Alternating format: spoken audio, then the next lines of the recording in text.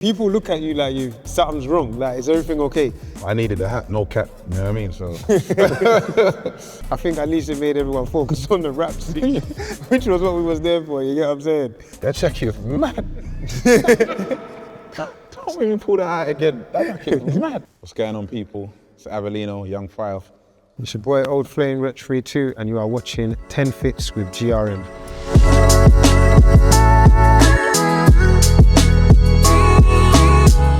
Oh, this is calm. Calm. I was worried still because I've had some stuff. This is like Tractor, Don't Go time, so this is like 2011. That's a Vivian Westwood piece, that jacket there. Do you know what I'm saying? I don't always wear the thing with the thing, you know what I'm saying? But it's, yeah, you know, it's detailed, and then like all of the funnel hoodies that I was wearing, I feel like they're like some Robin jeans. Yeah, but just in that campaign, I just was like, if you saw me on the album, Black and White, remember I was facing the side and I think I had a funnel neck on, so I just tried to stay consistent. Like once I get in a world, I try living it. And yeah, then layer it up with the jacket. Cold. You know what I'm saying? Brown belt, brown buttons, you know, just trying to do some stuff, you know? When you look back to 2011, yeah, that period of time in your life, that time where you really broke through to commercial success, how do you reflect on that period there? I just think everything was new. Every day was new. I didn't know what to expect. I didn't even expect to be there, to be honest, you know what I'm saying? So I was just, I think more than anything, it was just like, make sure you get the most out of this time. You know what I mean? Because like, you may never get this again. Do you get what I'm saying? Each time a record went into the charts, I didn't want to be a one-hit wonder, then I didn't want to be a two-hit wonder, then a three-hit, and so on and so on and so on. And yeah, but it was just like, I was just living in the studio, I was living in the nightclubs, I was living on tour. It was a lot. I always remember like thinking to myself, like, how does Rihanna cope and Beyonce? Because this is just a lot of awareness. Like you're doing your own tour, you're doing an after party in Liverpool, you're doing a breakfast show in Newcastle. So you've got to be up, you've got to be present, you've got to be awake and switched on. And yeah, but you get through it, innit? Like we've been through harder times. That was what we'd worked to get to at that point. And yeah. See, in that photo there, see a Cartier Santos on the wrist. Yeah. You're saying from early you was into watches? Yeah, love the little watch, That watch up like was nice for my deposit. You see the thing with jewelry, see that like whenever it's time to do something constructive, that's the first thing to go. Like I'd run to the jewelry shop, bro, to get rid of that. So yeah, that's that one. When I look at that one, I always think, thanks mate, you helped me get the mortgage. So yeah. There's one that I can see in my head that I hope that don't come up. That one is difficult to explain. Jeez. That sounds superstar thing, man.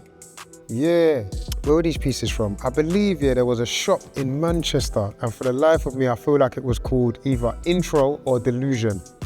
When we've got Manchester, you know, like when you're somewhere else and you're seeing things that they ain't got this in London. Yeah. So I'm getting everything. So I remember I bought bare jackets from in there, the trousers, I always felt like on stage, I wanted to have like a bigger presence. Like I'm quite a small frame, innit? So like, I'd always come out in layers, and then by the end of the show, I end up in a t-shirt and jeans. But I tried to come out as bulky and as layered as I could, and that was just what inspired this fit. I couldn't tell you what show this was though.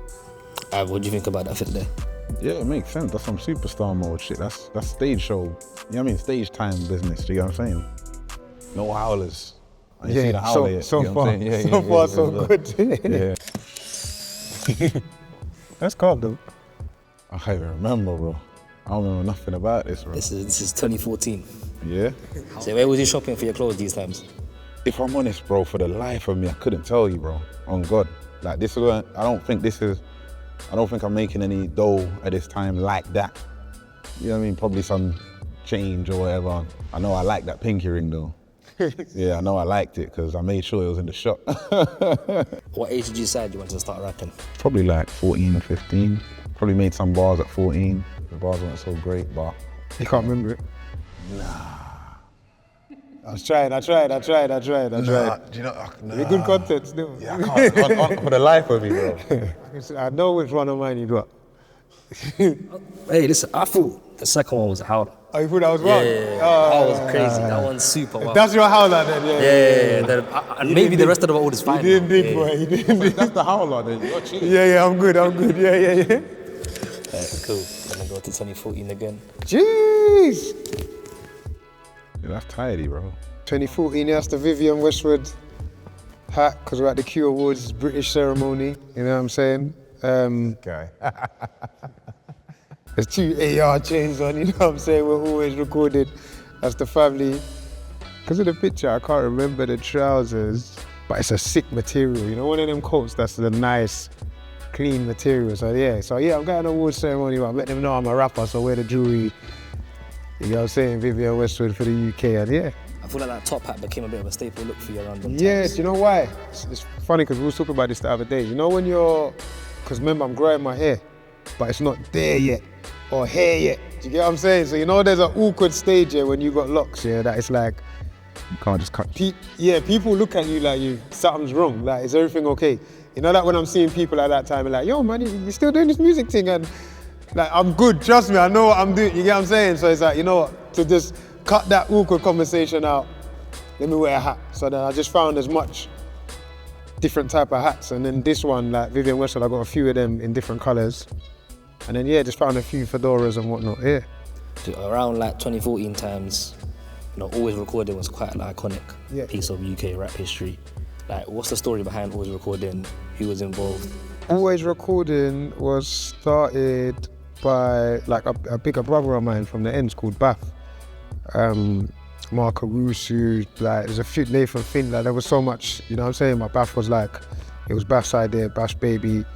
And he was just like, yeah man, he was just like, I see you lot doing the music thing, he's like, I'm gonna set something up. But you know what it is like, in our ends here, we're like very like everyone's like mad proud. So even at that time, I need help. Do you get what I'm saying? But I'm like, nah, I'm good man, like I'll come studio, but he's got a studio, so I'm in there. So I'm always recording, do you get what I'm saying? I was never signed to AR because I wouldn't need to be because it's family, do you get what I'm saying? So we're in there, we done mixtapes, studio.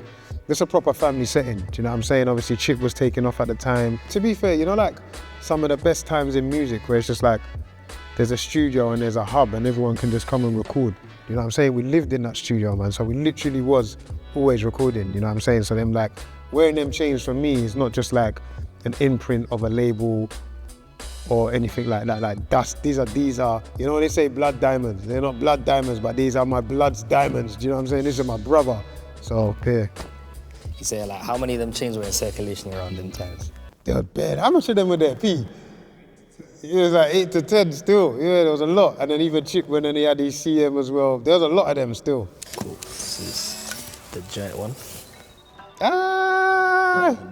That made sense. Dumb one. You know, some would say the best Fire in the Booth ever made. I mean, we had fun, didn't we? 100%. What you say? You said Ralphie that day. Oh my, yeah, just bro. With a hat, could have the little twist. It was you at that period where you can't step out without the hat. Yeah, it wasn't really a let them know what's going on thing. You know what I mean? I was there. You can see that's when I'm there now. So I don't need the hat now. You get what I'm saying? Yeah, literally, man. I needed the hat, no cap. You know what I mean? So honestly, bro, yeah, 100%. I could see what's going on. And basically, was yours dreaded yet? Yeah. I was always dreaded. Yeah. I was at this stage. I remember my excuse to not dread was always like, oh, but I can take it out and I can change it. So I wasn't committing. I was having commitment issues. You know what I mean? But then, yeah, eventually I locked it. Looks like it's too small for my head, but we move, innit? I don't know why I went with the JVC. You can't go wrong with a JVC if you're an Arsenal fan. Obviously, you can't, but then when you put a denim jacket on top of it. Yeah, that was different. I'm not majorly in love with this strip still, to be fair. But, I mean, I think at least it made everyone focus on the raps, which was what we was there for, you get what I'm saying? Do you guys think about what you're wearing before going on a platform like Fire in the Booth? Clearly not that day. Yeah, not that. Yeah, not that day. I don't remember thinking that one through. It was just listen, we're gonna go and rap and just keep it moving. Yeah, I was probably just trying to remember my verse. Yeah, that's what we were thinking about. Yeah. You know what I mean? Like the jersey on its own, you're right. Without the denim, you get what I'm saying? It's different. Bro, I had to wear a t-shirt and a jacket, man, Lowry, man. It's calm, bro. Yeah. I'll be real with you. This is different. It could have been a track. Maybe if it was a Man United top, maybe it would be better. But you know what I'm saying? We could deal with it. You say, this is like one of the first times where I felt like the world was really exposed to like your lyrical ability on such a big platform. How did you feel like with the reception of the Fire in the Booth? Do you know what, bro? My favourite thing was always just to make bars and make music. So in terms of the reception, I'm not really paying too much attention. Like, it's like I notice it more over time when you see like, oh, right, millions of views and that. You get what I'm saying? Like I'm noticing it from that, but I guess that's why I was able to work with 3-2 at a young age, because I just wanted to rap and just be better and better and better every day. That's what my focus was. It was like music was a big escape for me. You know, I could just focus on it, hone in, and just, you know, try to be the best I can be. What is the story between you two meeting and like joining together? We're like a stone's throw away. Like our mum's house is ours. I could probably throw a stone in his garden. Do you know what I'm saying? Like in terms of area. And even like later on, it's like, he's in school with primary school with my younger sisters and whatnot. So yeah, like, you know, like when you're in an area or you're in an estate, everyone goes to the high road. You got the chicken shop on the high road, the Caribbean shop on the high road, the sweet shop on the high road, everything, the barbers is on the high road. So you see, and obviously we're a different generation, innit? So I always see all the youths, embrace all the youths from the end, you get what I'm saying? But it was only, I think I saw a video, I think it was called Right Now. Yeah, with Hunt. And I'm like, bro, this is you from over there, it's cold though. Do you get what I'm saying? So I'm like, yo, like, reach out to him, like, yo, you're doing music and I like this tune, this tune's cold, come studio, whatever. And then you probably, And then I remember the first studio session with my cousin G, rest in peace. It was it's sick, it's exciting, right? There's a lot of inspirations in UK music, right? In terms of people that, when you see them being successful, it gives you that sort of belief that, maybe you can really do something. It's not someone from over in America. But then when it's someone from the same part, it makes it really real, like, you know? And then to be in the studio with the guy, creating was fantastic. And I guess, like I said, my attitude was always like, I want to make it happen, I want to go. I don't have fear. He's obviously one of the greatest, you know, people with a pen, no pen actually. He was on it. He was on it. You know, like when you can see that, I'm just like, come in, let's go. But and I love that as well. Like when you're growing up rapping, spraying with Gits and Kane and all these different kind of people, like you have a competitive thing, and sometimes you always feel like maybe the next generation doesn't have that competitive thing. Do you know what I'm saying? So it's like when you come across where you're like, yo, this guy wants to, like, I feel like the guy wants to kill me on every song that we're on. So I'm like, that only makes me better. You know what I'm saying? Still, yeah, I was gonna say still sharp and still, you know what I'm saying? Yeah, that's the craziest one. You think? Yeah, for me. Av? It's calm. We're in 2020. This was the Enemy Awards. 2020, Enemy Awards. Okay, yeah. Talk to us about this period of time. What do you remember about it? I don't really remember what was going on at that Enemy Awards, you know. Was I nominated? Why was I even there? I've been there, I thought I'd been there once. Bro, that's crazy, bro, I swear down. Do you remember much about this fit? As in, like, was your stylist involved? Not much, bro, clearly not much from this conversation. I think this vest is from Diesel. It looks like from Diesel. Obviously, it's a plain white tee. You're guessing. What do you think about the fit? Would you wear it today? It's not a howler, innit? But it's not a howler. I don't know, is it a howler? It's calm, innit? Yeah. It's all right. Yeah, but we've got different styles. Yeah. We've got different styles. So you wouldn't wear that basically? But you know what? That's an app, because you know I could wear it again still. I feel like for the sleeveless things, you got to be a bit bigger. Do you know what I'm saying? A small, tiny in the sleeveless is not. Why are you doing the sleeveless if it's that small? You know what I'm saying? I've definitely seen worse on myself. You know what I'm saying?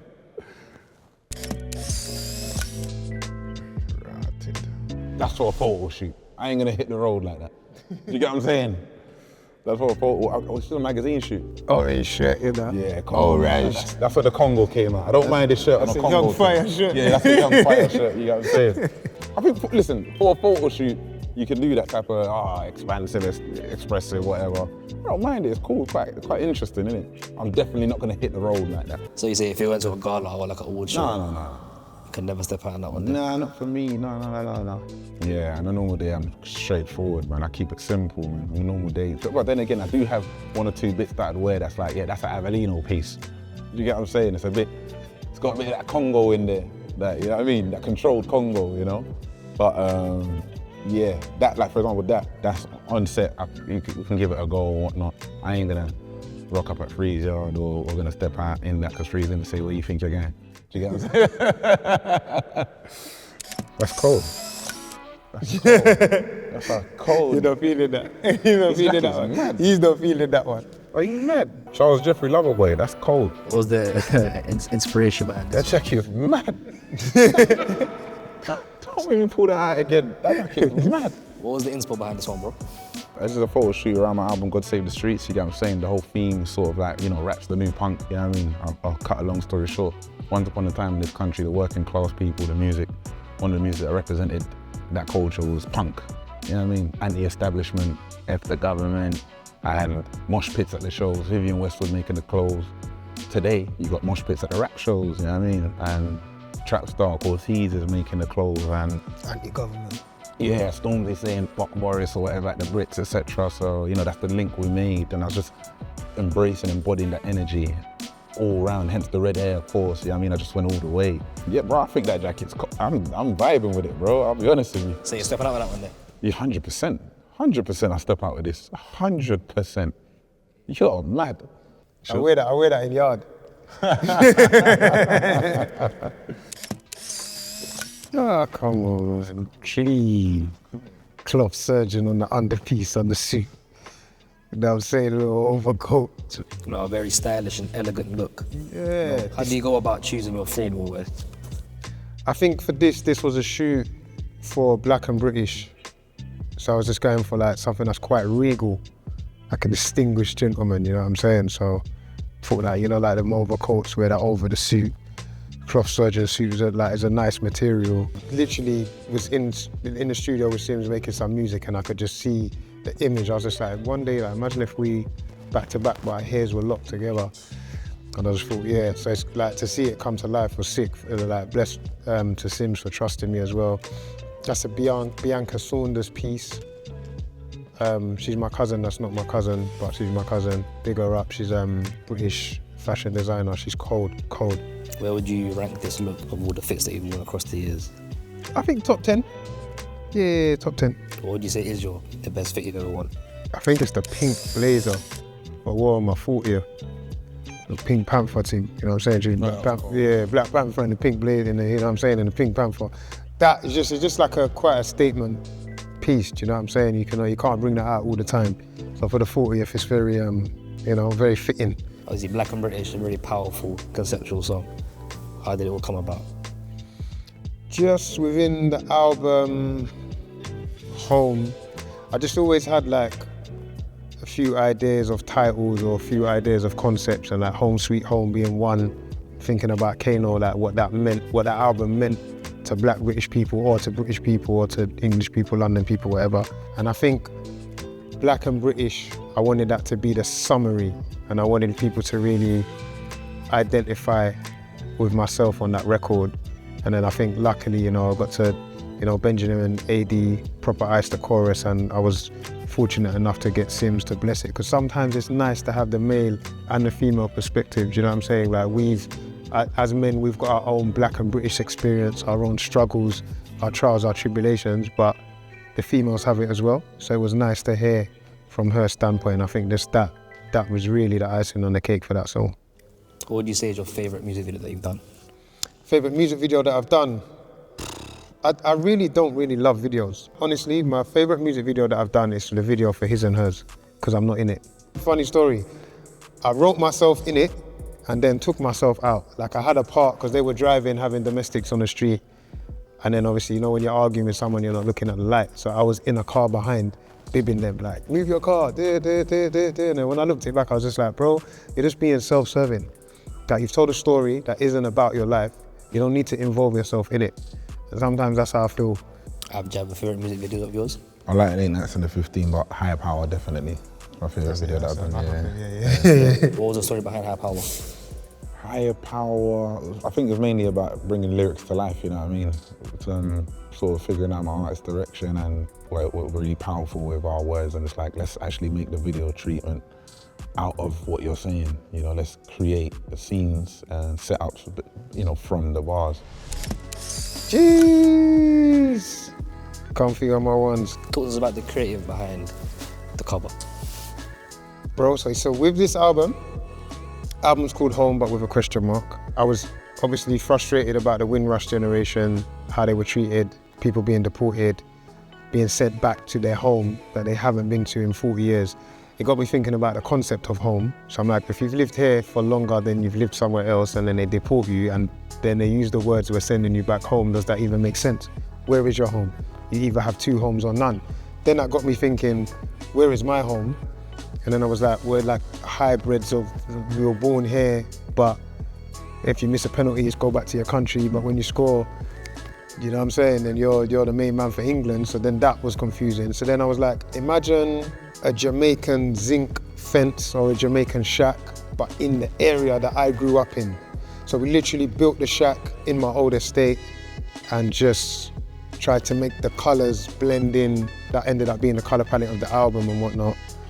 And then in terms of the outfit, it was just like, what would I be wearing there and be wearing here? So it's like sharp, smart, tailored trousers, which are Armani, and then a white vest, which is probably COS or something like that. It's a place that exists, but it also doesn't exist, and I like that about it. Looking back over your long and storied career, do you find yourself dressing differently now than how you was 100%. 10 years ago? Why would you say that is? Because life's about growth, man. I don't eat cereal anymore, but there was a time where cereal I could have for breakfast, lunch and dinner. You're supposed to go through periods. I haven't had a drink it'll be 5 years in January, but when I started drinking, I was drinking all the time. You're always supposed to be trying to shed your skin, man, and not getting too complacent. Like, I'm always trying to find a better version of myself. You see you're both wearing some tracksuits on, some, a nod to the young fire, old flame. Yeah. Is there anything that we can expect in the near future? Yeah, we're cooking, man. We're back. Some new bars and some new excitement and some new fire and some new visuals and I've been Wretch, toi deux. I've been Avelino. And this was 10 Fits with GRM. Chase! Go.